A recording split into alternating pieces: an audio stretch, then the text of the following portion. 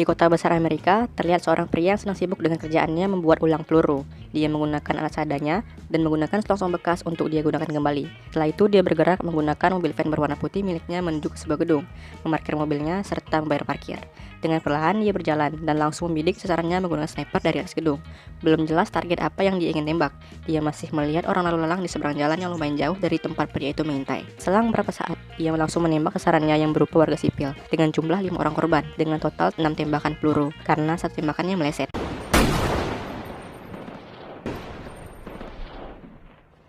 Karena ada kasus penembakan, kepolisian setempat langsung melakukan olah TKP. Mereka juga menemukan tempat pria itu menembak. Di sana ada seorang detektif bernama Emerson.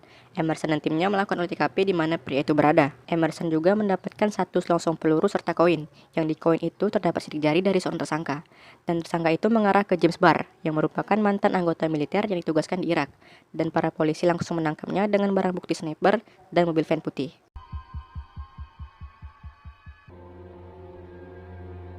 Para kepolisian sangat cepat mendapatkan tersangka dari kasus ini. James langsung diinterogasi oleh Emerson dan seorang jaksa bernama Alex Rodin. Padahal muka James sangat berbeda jauh dengan wajah pria yang menembak dari atas gedung.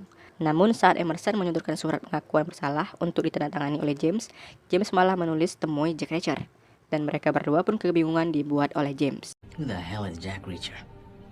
Setelah diselidiki, Jack Reacher bagi seorang hantu yang tidak bisa diselidiki secara utuh. Namun Emerson mendapatkan informasi bahwa Jack mantan seorang militer yang sangat handal dan mendapatkan berbagai penghargaan kehormatan dari militer.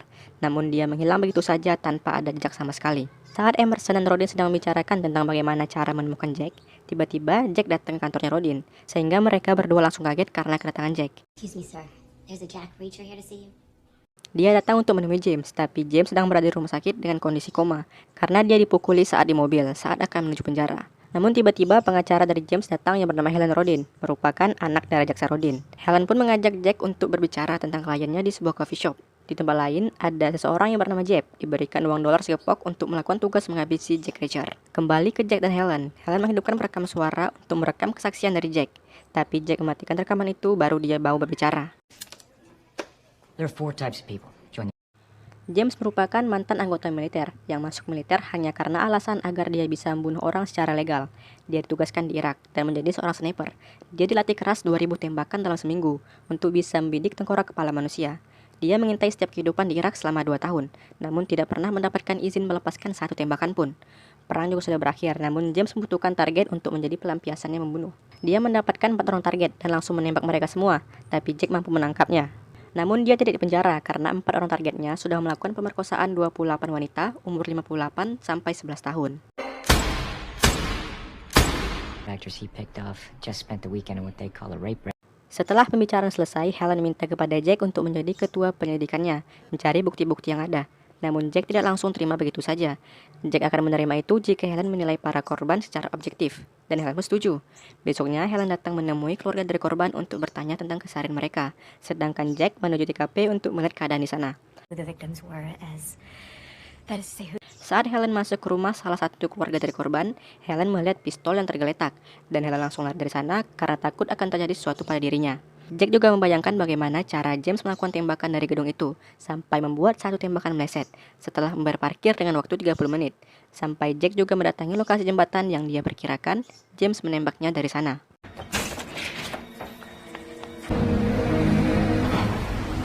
Jack mendatangi sebuah bar sambil membayangkan jika James menembak dari jembatan itu. Dia tidak perlu turun dari mobil sehingga selongsong pelurunya tidak perlu dia pikirkan. Tapi di saat yang sama, ada seorang wanita bernama Sandy mendatanginya. Namun kata-kata dari Jack membuat Sandy sakit hati, sehingga datanglah pria-pria dan menantang Jack untuk bertarung. Mereka bertarung di luar, tapi dengan cepat Jack bisa melumpuhkan 5 orang pria itu. Tapi dengan waktu yang bersamaan, datang polisi ke TKP dan menangkap Jack, membawanya ke kantor polisi. Okay. Helen langsung membebaskan Jack. Jack juga mengatakan bahwa dia dijebak untuk bisa menangkapnya. Setelah itu, Jack menanyakan tentang apa yang dapat Helen dari penyelidikannya. Dan Helen mengatakan ada seorang wanita umur 22 tahun yang merupakan seorang babysitter. Dan dia bisa mengumpulkan uang untuk bisa pergi menuju Tiongkok. Namun anak yang dirawatnya meminta dia untuk datang ke pesta ulang tahunnya. Dan mereka pergi berbelanja baju pesta di pusat kota. Korban kedua bernama Rita, seorang ibu yang bekerja sebagai petugas kebersihan. Dia sering terlambat masuk kerja karena dia mengantar dan memastikan anaknya pergi ke sekolah. Dan dedikasinya terbayarkan karena anaknya menjadi murid kehormatan. Dan di siang itu, Rita pergi membeli tiket pertandingan bisbol sebagai hadiah untuk anaknya. Korban ketiga, seorang wanita bernama Nancy, ibu rumah tangga yang berbohong kepada suaminya untuk memperbaiki mobil. Padahal dia menuju pusat kota untuk membeli hadiah berupa jam tangan yang akan diberikan ke suaminya. Olin merupakan korban keempat. Dia tidak menyukai perusahaan suaminya. Namun dia juga telah ikut serta membantu perusahaan itu menjadi perusahaan kontraktor terbesar di wilayahnya dan berniat menjualnya. Namun setelah suaminya meninggal, dia mengurungkan niatnya menjual perusahaan itu. Dan di siang itu dia akan melakukan pinjaman ke bank untuk membangkitkan kembali bisnis yang dia benci. Dan korban terakhir adalah seorang pria bernama Darren yang sedang bertengkar dengan istrinya. Dan dia tewas dengan seikat mawar di sampingnya. Dan istrinya senang karena dia wafat sambil mengingat dirinya. She'd finally saved enough money for a trip to China. And Archer never liked her husband's construction business. Namun Jack membantah bahwa kematian mereka semua adalah pembunuh secara random, karena bisa jadi Darren dan Nancy sedang berselingkuh. Karena mawar yang dibelinya bukan untuk istrinya di rumah, karena Darren belinya di waktu pagi. Serta Nancy membelikan hadiah jam tangan untuk Darren. Karena saat Darren ditembak, bukan lari, Nancy malah mendekat secara perlahan menuju Darren. Jack juga meminta catatan kartu kredit dari James untuk melihat tempat yang dia datangi. Jack mendatangi seseorang di tempat yang sunyi. Orang itu adalah orang yang menembak warga sipil tanpa alasan yang jelas. Jack memberikan uang kepada orang itu yang bernama Charlie. Di sana juga ada bos dari Charlie yang bernama Zack. Zack merupakan narapidana di penjara Siberia yang sangat dingin. Dia berusaha untuk tetap hidup dan memutuskan jari-jarinya yang sudah mulai membusuk. Zack meminta Jack untuk memotong jari-jarinya karena dia sempat melakukan kesalahan karena bertindak sendiri. Ternyata orang-orang di bar yang menyerang Jack adalah orang suruhan dari Jack. Hal itulah yang membuat Zack marah. Tapi karena dia tak mampu memotong jarinya, Charlie langsung menembaknya. Besoknya, Jack mendatangi toko suku cadang tempat dari Sandy bekerja. Saat berjumpa dengan Sandy, Sandy meminta maaf karena dia tidak tahu akan menjadi seperti ini. Karena dia hanya disuruh oleh Jack untuk merujuk Jack, namun Jack tidak tergoda sama sekali. Jack juga meminta alamat dari Jack dan menyuruh Sandy untuk pergi dari wilayah itu secepatnya. Jack pergi ke rumah Jack, namun ada orang yang mengikutinya dari belakang. Setelah sampai di rumah Jack, terlihat seorang wanita tua sedang duduk dan tak sadarkan diri karena memakai narkoboy, sehingga Jack langsung masuk ke rumahnya begitu saja. Namun saat Jack sedang mengecek keadaan rumah, tiba-tiba ada orang yang memukulnya dari belakang, tapi tidak mengenai bagian tubuh dari Jack.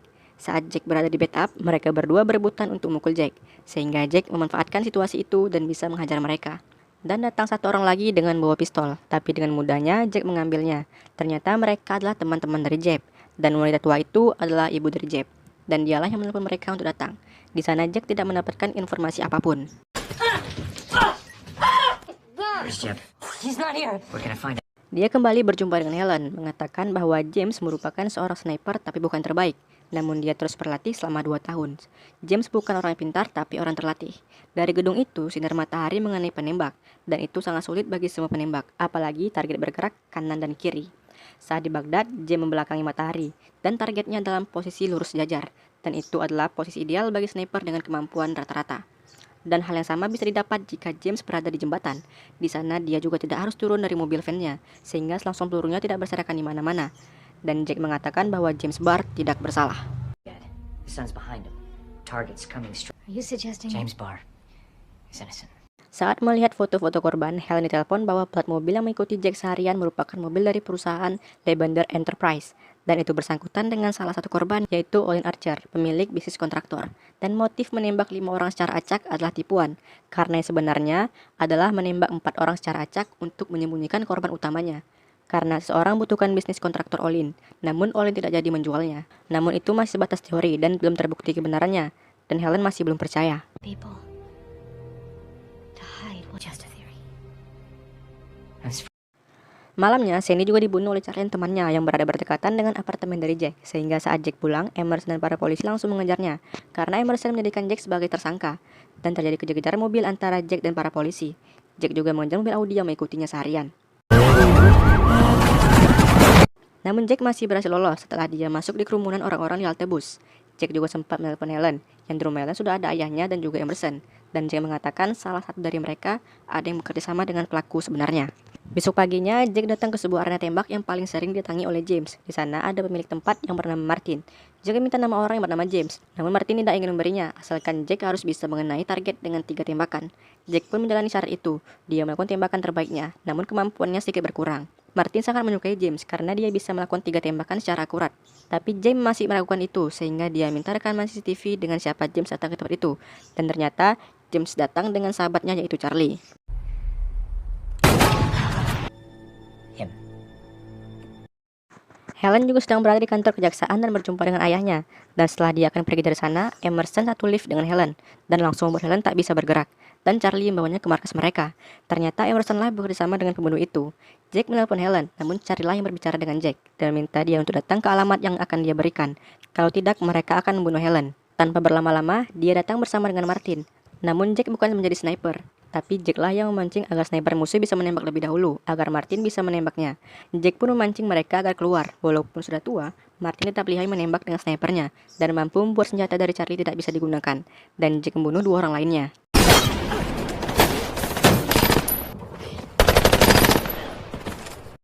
Saat Jack mengendap-endap, dia berjumpa dengan Charlie. Bukannya langsung menembak, Jack malah membuang senjatanya, dan memilih bertarung dengan tangan kosong. Untungnya Jack masih bisa menang. Saat sampai di ruangan Helen, Emerson bersembunyi di balik tubuh Helen. Namun dengan kemampuan Jack menembak, dia mampu mengenai Emerson tanpa mengenai Helen. Dan Jack juga langsung bunuh Jack. Setelah itu, Jack dan Martin pergi dari sana meninggalkan Helen di sana. Keesokannya, Helen mewawancarai James yang sudah sadar. Dan saat ditanya tentang dari mana dia akan menembak, dia menjawab dari jembatan. Karena dia membelakangi matahari, dan targetnya lurus di depannya. Persis seperti pernyataan dari Jack Reacher. Film selesai, filmnya sangat menarik, tapi tidak ada pertarungan sniper yang intens, tapi jalan ceritanya masih tetap bagus.